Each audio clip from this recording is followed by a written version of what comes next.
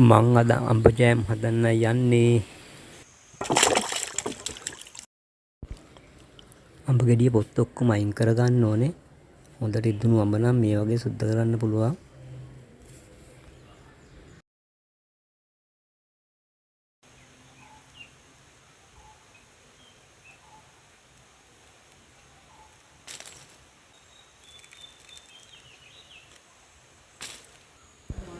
මං ගත්තේ කොහොම නිසා හීයටම කපා ගන්න ඕන.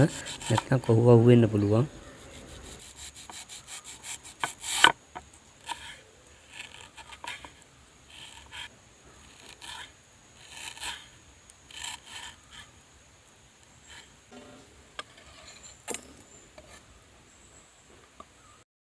ඉතින් කපාගත් අඹ ටික අපි මේ අඹ ටික බෙන්ඩ් කප් එකට දාගමු. කොහු ගතිය නැති වෙන්න මේක හොඳටම බ්ලෙන්ඩ් කරන්න ඕනේ.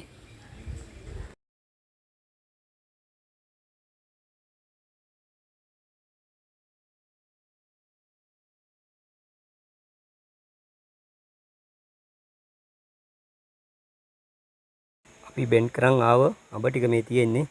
දෙහියඹුල් එකතු කර ගන්න ඕනේ. වැල්ල පොඩ්ඩකුත් එකතු කර ගන්න ඕනේ ඒකම.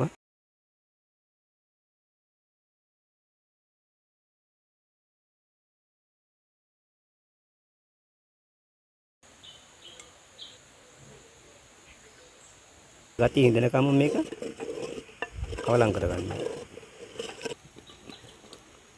මේකට අපි ලුණු හිච්චකුත් එකතු කරන්නේ මේකට.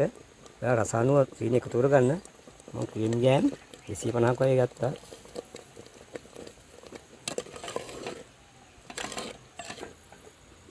මහලා ජෑම් එක අපි මේ බෝතලයක දාලා ජීවාරණය කරලා තියෙන්නේ. ඔයාත් මේ බෝතලයක් හදාගන්න.